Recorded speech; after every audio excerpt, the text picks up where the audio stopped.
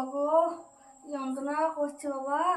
বিয়ে করেই ভুল করেছি, বিয়ে না করলে কত ভালো থাকতাম। বৌমা বৌমা, ওই যে আবার শাশুড়ি আসছে, আবার যে কি বলবে কে জানে। এমনি পায়ে লাগছে।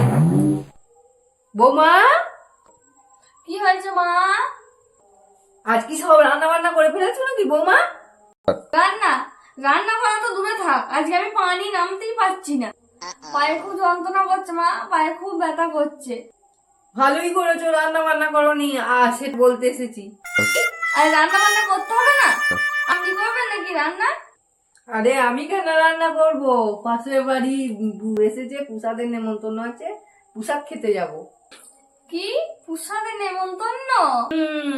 আজ ওখানেই নেমন্তন্ন, গিয়ে ওখানেই খাওয়া দাওয়া হবে সব।